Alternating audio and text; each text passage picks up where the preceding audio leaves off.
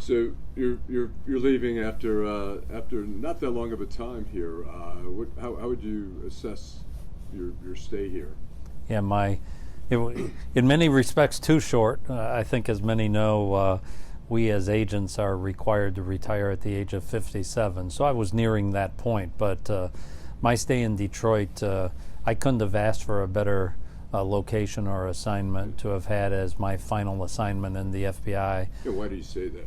Well, as an agent, you want to go someplace where the work is good.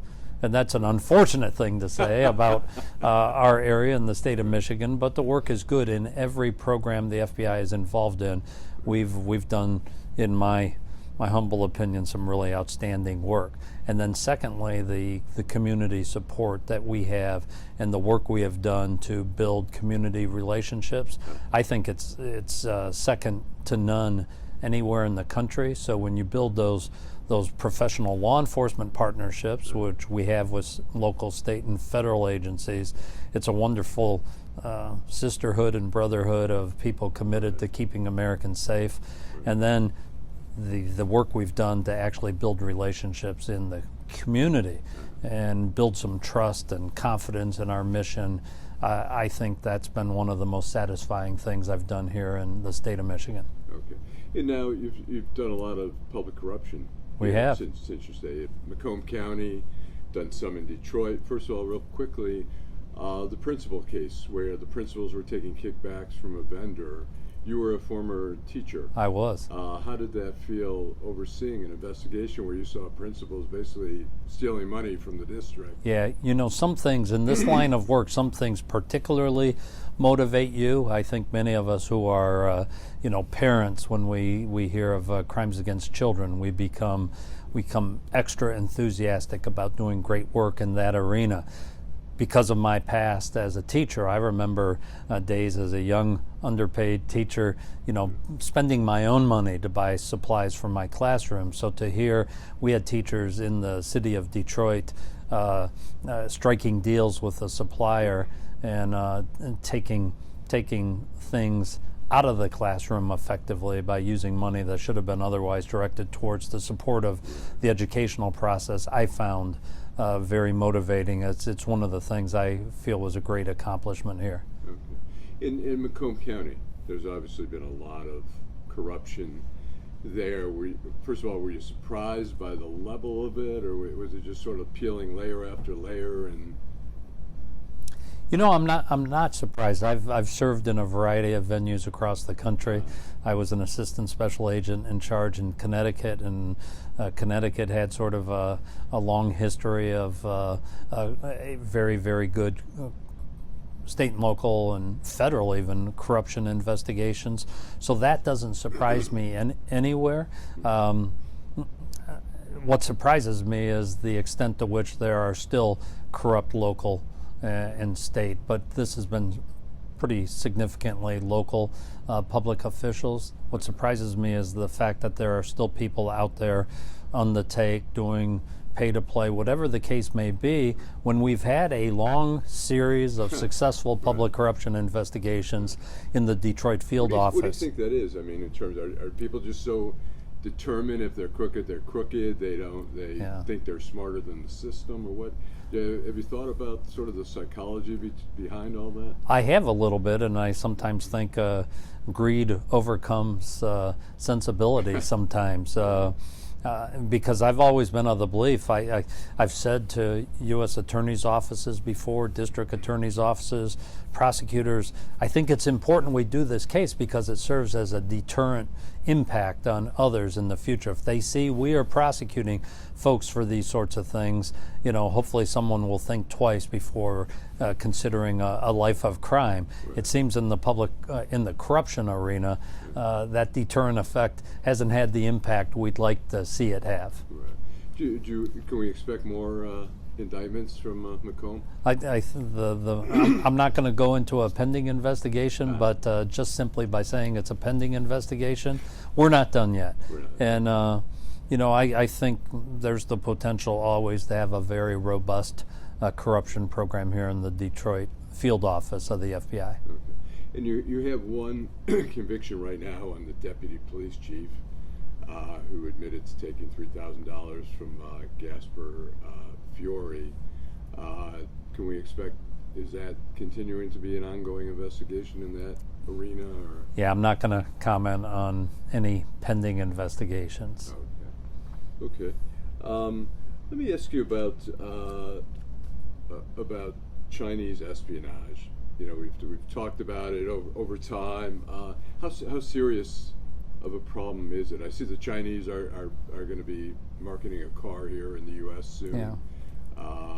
And the technology is always, there's a race for that. How serious is it, and how serious is it involving the auto industry? Well, you know, when we talk espionage, we're more narrowly talking about efforts by foreign adversaries to steal government secrets and that sort of thing. I think when we talk here in the state of Michigan, the high-tech nature of what we do in Michigan, the auto industry, we're talking about counter-proliferation, where people are trying to steal our technologies and go set up a system overseas where they produce what we produce but at a cheaper cost. And I think it's fair to say I don't want to focus singularly on the Chinese. There's a number of foreign adversaries out there who take great interest in what the state of Michigan is doing, and if they can steal our technologies rather than spend the money to develop them themselves, they'll take the least path of resistance. And with the development of autonomous cars, which is a big thing here in Ann Arbor area, is that an issue too, of protecting those type of? It's absolutely that's the next frontier for the state of Michigan in auto technology and development. And all you have to do, for instance, when we talk China publishes a 5-year plan publicly every year, the things that they place great importance in. And if you wanted to do the research, you could research what China has published in the past and the extent to which they have accomplished gaining greater preeminence in some of those technologies and what their current 5-year plan is. Is that a good tip sheet for you guys to sort of follow? Certainly. I mean, when countries and competitors publish what they're trying to become the best at, it's an indication of what we should take particular care in trying to protect. One other question, and I know you can't say much about it, but obviously there have been a lot of reports about investigations into the home demolition program here in Detroit. Is that continuing? Is that something of continuing interest to the FBI? Or? I wouldn't say it's not of continuing interest, and it's anything that's a pending matter, and we haven't heard much about that. I'm not going to go into relative to those sorts of pending matters. Okay.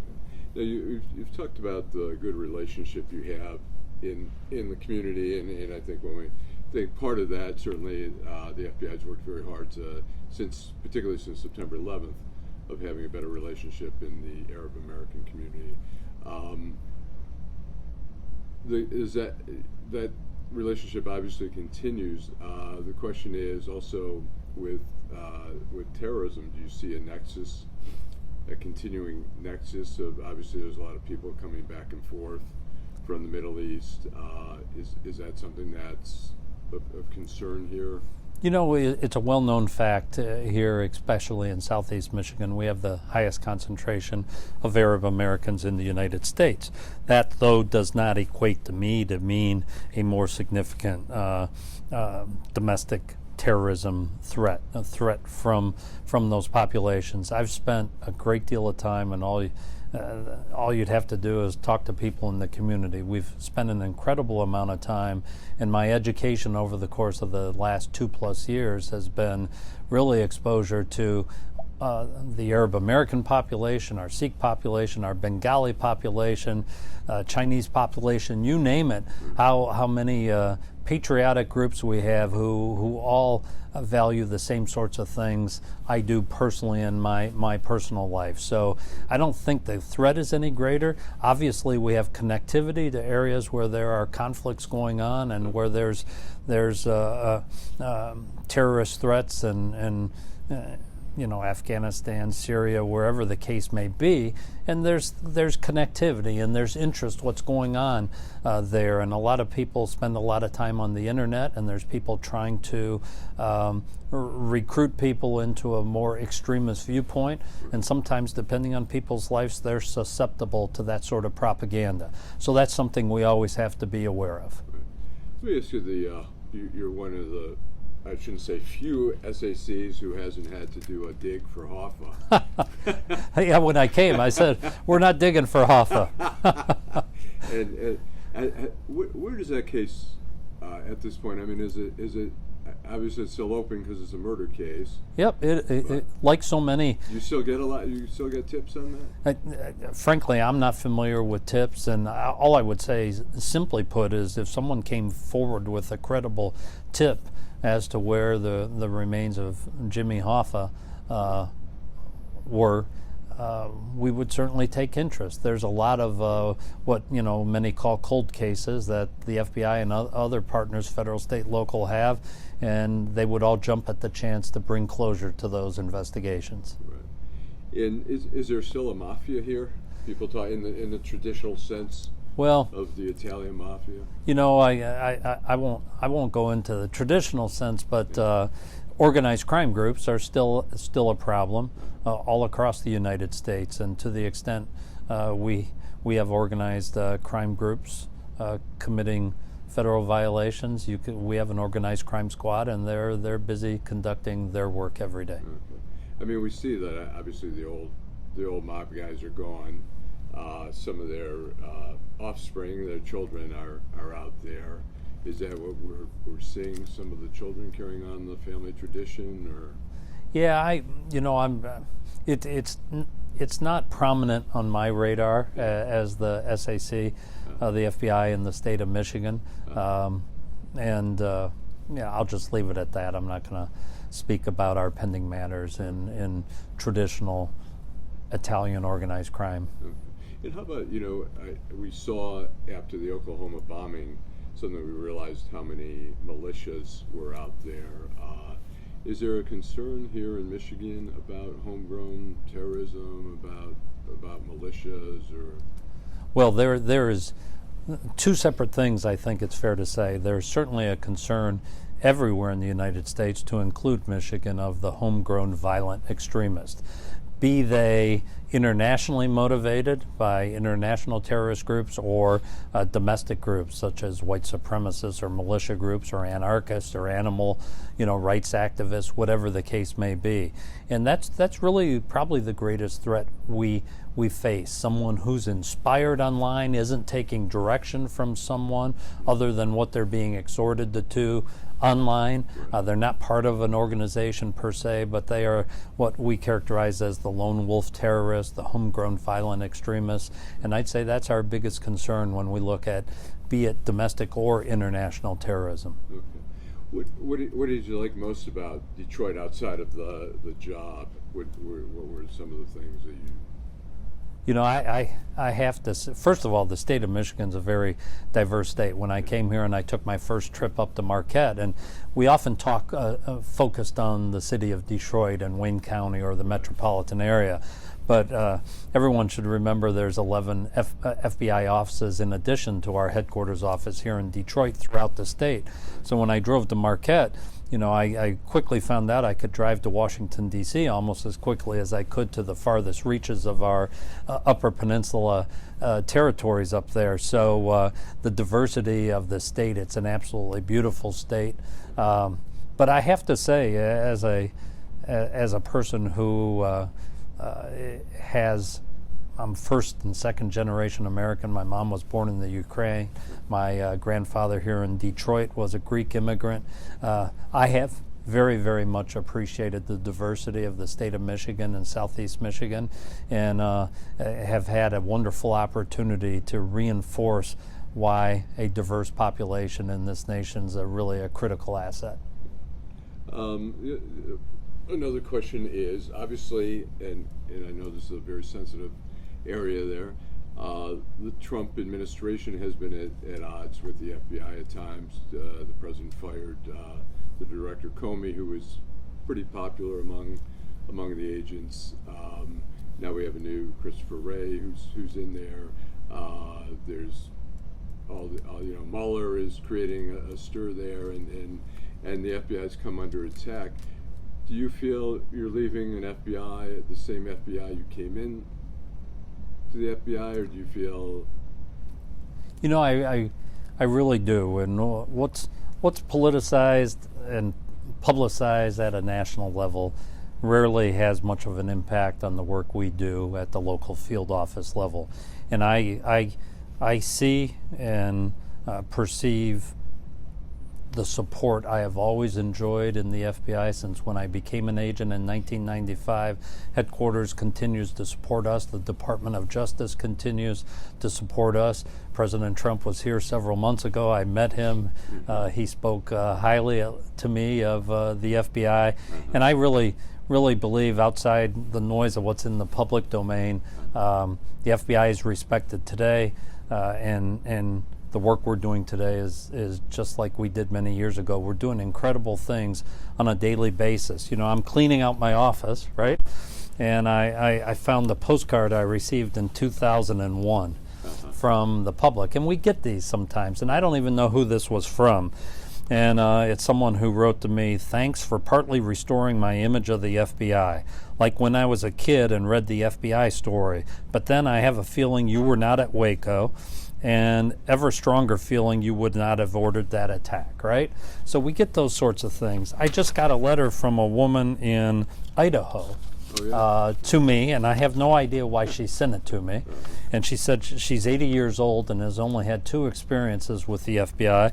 One was during the McCarthyism era, and another was when a relative joined the FBI and one day took her on a tour and pointed out a file cabinet and said, "I can't show you what's in there," but he was so proud and she was proud. And she ends this by saying, "That's it, the only direct connection I have ever had with you, but throughout my lifetime I have been comforted by the fact that you were there, protecting me and my family and the United States of America, and still are to this day. And that's why I addressed you as dear friends, because that's what you are and always will be to me. Thank you for your untiring and unwavering strength to keep our country free."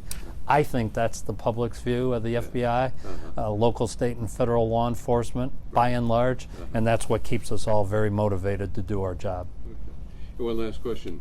What will you miss most about Detroit? This is an absolutely exciting place to be, as I said, professionally. Right. The variety of work here, and then the relationships. I have developed relationships, and they're not just business relationships. I've introduced so many of the community to my wife, my children. Many have become like family to me here. And leaving this state and leaving this assignment is really going to be a difficult thing for me. Okay.